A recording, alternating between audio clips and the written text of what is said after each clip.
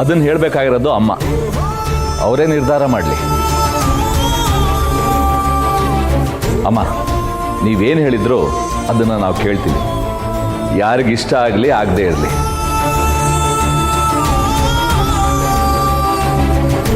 ಅಮ್ಮಮ್ಮ, ಇಲ್ಲಿವರೆಗೂ ನೀವು ನಮ್ಗೆ ಯಾವ್ದು ಒಳ್ಳೇದೋ ಅದೇ ನಿರ್ಧಾರನೇ ತಗೊಂಡಿದ್ದೀರಾ.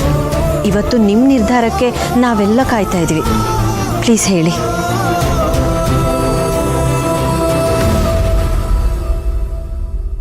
ಗಂಡ ಹೆಂಡತಿ ಮಧ್ಯದಲ್ಲಿ ಒಂದು ಒಳ್ಳೆ ಗೆಳೆತನ ಇರಬೇಕು. ಆಗ್ಲೇ ಆ ಸಂಬಂಧ ಗಟ್ಟಿಯಾಗಿರೋದು. ಆ ಗೆಳೆತನ ಇದೆ ಅನ್ನೋ ಕಾರಣಕ್ಕೆ ವಿರಾಜ್ ರಮ್ಯಾ ಮದ್ವೆನ ನಿಶ್ಚಯ ಮಾಡಿದ್ದು.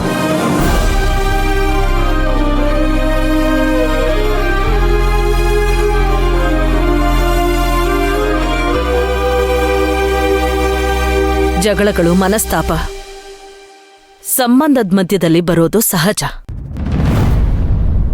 ಹಾಗಂತ ಸಂಬಂಧ ಮುರಿಯಕ್ಕಾಗಲ್ಲ. ಹಾಗಲ್ಲ ಅತ್ತೆ, ಇದು ವಿರಾಜ್ ಜೀವನ.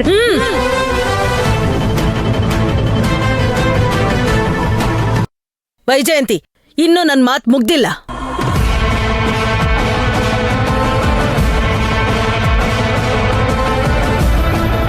ಮನ್ಸಿಗೆ ಇಷ್ಟ ಇಲ್ದಿರೋ ಸಂಬಂಧದಲ್ಲಿದ್ರೆ ಬದುಕಿದ್ರು ಸತ್ತಂಗೆ. ಆ ಜೀವನ ನನ್ ಮೊಮ್ಮಗನಿಗೆ ಬೇಡ.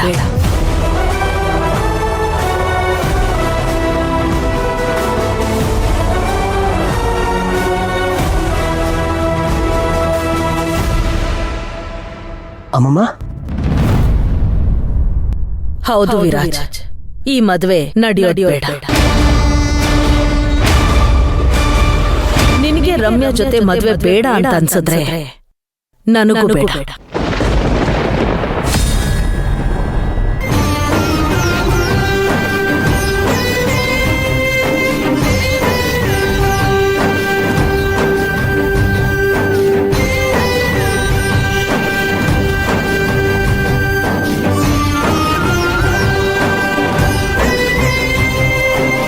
ಅಮ್ಮ, ಮದುವೆ ನಿಲ್ಸೋದು ಅಂದ್ರೆ ಸಣ್ಣ ವಿಚಾರನಾ? ನಿನ್ ಮಗ ಮಾತಾಡಿದ್ದು ಕೇಳಿಸ್ಕೊಳ್ಳಿಲ್ವಾ? ಅವ್ನ್ ನೆನ್ನೆ ಮದ್ವೆಗೆ ಓಕೆ ಅಂದ, ಇವತ್ ಬೇಡ ಅಂತಾನೆ. ನಾಳೆ ನಾನ್ ರಮ್ಯಾನೇ ಮದ್ವೆ ಆಗ್ತೀನಿ ಅನ್ಬೋದು. ಯಾರಿಗ್ ಗೊತ್ತು?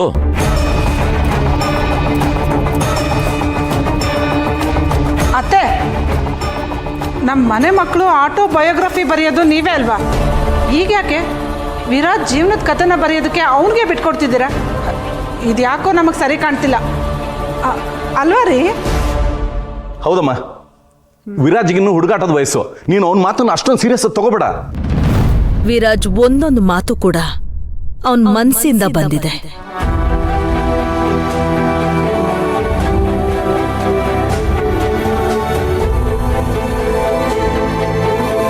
ಜಯರಾಮ್, ನಿನ್ ಮಗ ಈ ಕ್ಷಣಕ್ಕೆ ಹೀಗಾಗ್ತಿದೆ ಅಂತ ಮಾತಾಡ್ತಿದ್ದಾನಲ್ಲ, ಅವನ್ ಮಾತಾಡಿರೋ ಪ್ರತಿಯೊಂದು ಮಾತುಗಳನ್ನ ಅಳೆದು ತೂಗಿ ಮಾತಾಡಿದಾನೆ. ಅದು ಗೊತ್ತಾಗ್ಲಿಲ್ವಾ ನಿನ್ಗೆ?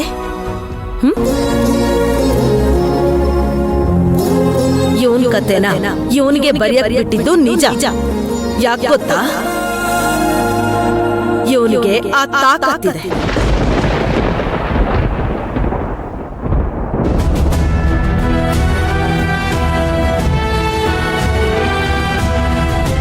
ತನ್ನ ಕತೆ ಎಲ್ಲೂ ದಾರಿ ತಪ್ಪದೇ ಇರೋ ಹಾಗೆ ನೋಡ್ಕೊಳ್ಳೋದು ಇವನು ಚೆನ್ನಾಗಿ ಗೊತ್ತಿದೆ.